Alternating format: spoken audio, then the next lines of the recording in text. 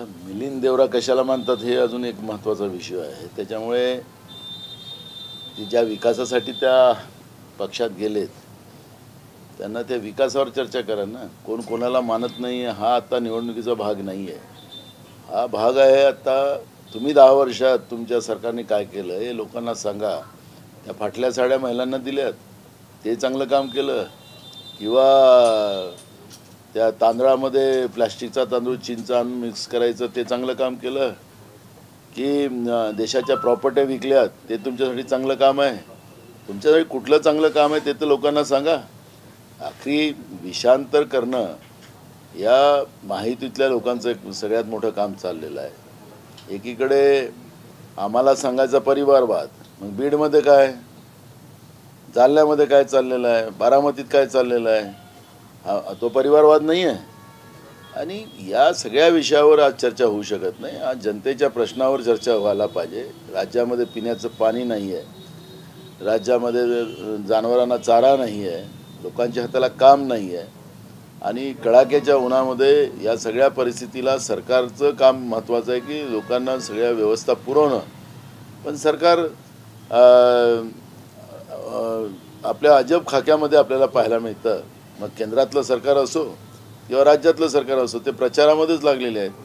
सत्ता याच्यासाठी तुम्हाला प्रचारासाठी दिलेलं नाही प्रधानमंत्र्यांना, या राज्याच्या मुख्यमंत्री उपमुख्यमंत्र्यांना.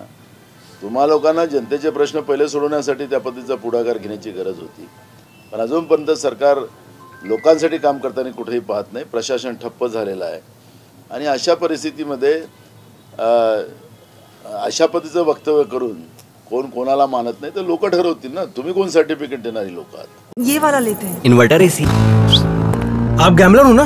गैम्बलर? जुआ खेलते हो ना? तुम जुआ खेलते हो? अरे नहीं, ये तो कुछ भी बोले जा रहे हैं. इतनी महंगी और नाजुक एसी खरीद कर स्टेबलाइजर नहीं लोगे तो ये जुआ नहीं हुआ तो क्या हुआ? सिर्फ एक फ्लक्चुएशन आपके इन्वर्टर एसी के पार्ट्स को डैमेज कर सकता है. उसे वी गार्ड से सुरक्षित रखिए.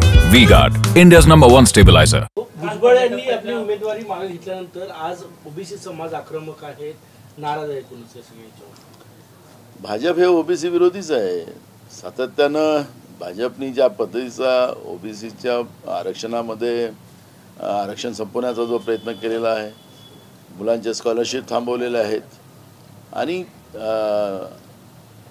भाजपची आता ओळख ओबीसी विरोधीच आहे एवढं स्पष्ट होतं. नांदेडमध्ये सभा झालेली आहे. ते म्हणाले की 4 जून नंतर काँग्रेसचे इंडिया आघाडीचे ते एकमेकांचे कपडे फाडेल, आणि त्या प्रकारे राहुल गांधी यांना अमेठी सोडून जावं लागलं. आता त्यांना भविष्यात वायनाड सोडून जावं. आणि एकनाथ शिंदे पुन्हा मोदीचे पार्टनर सुद्धा दिसणार आहे. एकनाथ शिंदेची तर हालत खराब 2 महिन्याच्या नंतर होणार आहे. पण मोदीजींनी सांगितलं जे नांदेडमध्ये, ते झोली लेके आहे ते झोली लेके जाएंगे, ते आता त्यांना झोळी घेऊन वापस जायची वेळ आलेली आहे. त्याच्यामुळे राहुल गांधीजी देशाचा आयकॉन आहे. देशाच्या जनतेसाठी देशाचा जनतेचा विश्वास त्यांच्या प्रती आहे. त्यामुळे नरेंद्र मोदीच कुठे राहतील हे सांगण्याचं कारण आता या ठिकाणी स्पष्ट होत नाही आहे. आणि त्याच्यामुळे राहुल गांधीवर टीका करून मोदींनी आपली पापच झाकू नये. त्यांनी 10 वर्षामध्ये काय पुण्य आणि पापाचं काम केलेलं आहे ते लोकांच्या समोर दिसते आहे. त्यामुळे या सगळ्या प्रश्नावर राहुल गांधीवर टीका करून तुम्ही 10 वर्षाची पापं जे केली, देश विकून देत चालवलेला आहे, आणि आपल्या मूळवर मित्रांना देशाच्या जनतेच्या घामाचा पैसा लुटून दिलेला आहे, ते लोकांना कळते आहे. त्याच्यामुळे आता राहुल गांधी किंवा नेहरू गांधी परिवारावर टीका करून तुम्हाला आता काहीच फलित होणार नाही. जनता समजलेली आहे. तुमचा असली चेहरा लोकांच्या समोर आलेला आहे.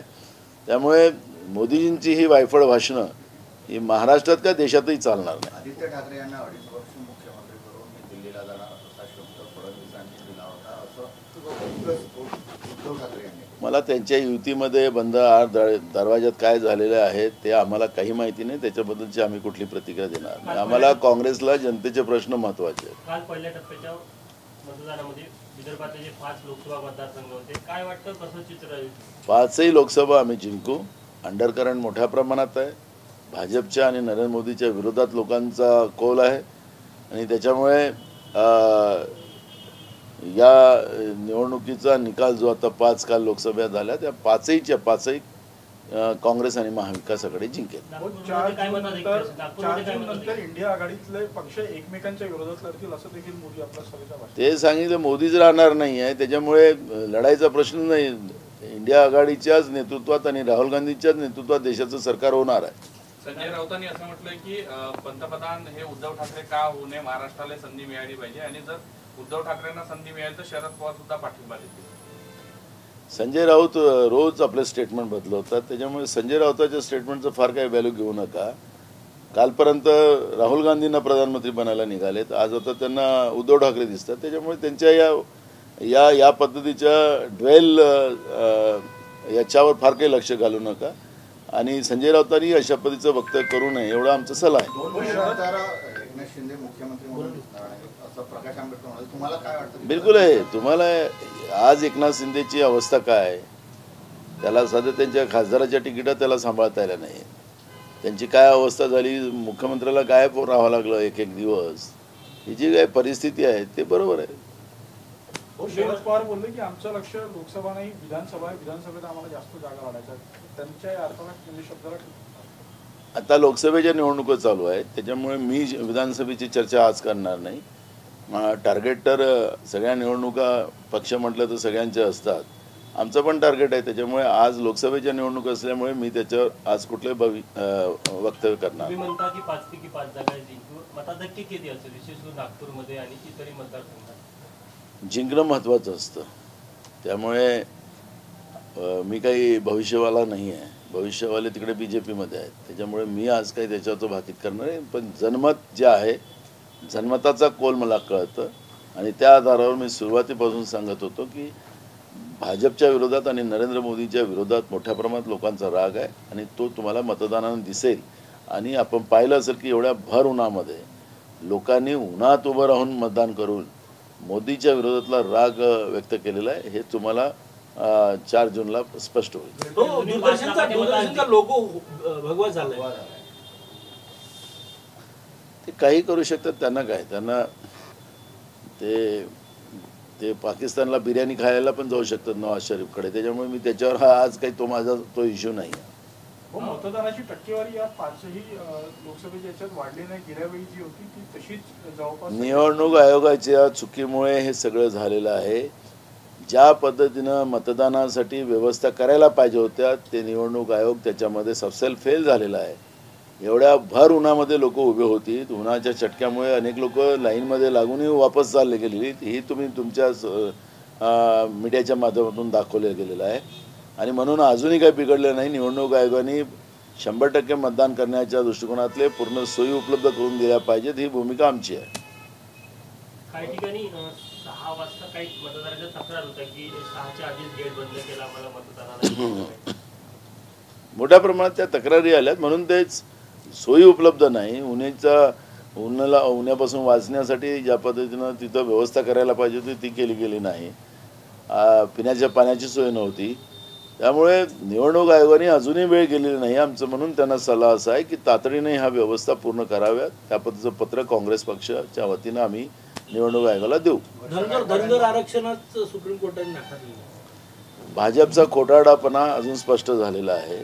पहिल्याच कॅबिनेटमध्ये देवेंद्र फडणवीसांनी 2014मध्ये धनगर समाजाला सांगितलं की पहिल्याच कॅबिनेटमध्ये मी धनगर समाजाला आरक्षण भेटून देऊ.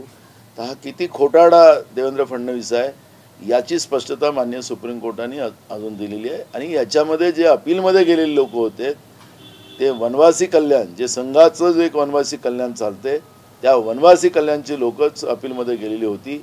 याचा अर्थ खोटं बोलायचं आणि मतं घ्यायची आणि मग पुन्हा खोटं बोलायचं पण रेटून बोलायचं, ही जी परंपरा भाजपची आहे ते काल माननीय सुप्रीम कोर्टाच्या निकालाने हे स्पष्ट झालेलं आहे. वर्षा गायकवाडांना तिकीट नाकारण्यात आल्याचं, त्याच्यामुळे काँग्रेस हे दलित विरोधी असल्याचं देवरा म्हणाले. त्याचबरोबर ठाकरे गटावरही त्यांनी केलेलं आहे की ठाकरे गटही हा दलित विरोधी. देवरा कोणाच्या बाजूने आहे ते तर पहिले स्पष्ट करावं देवरानी.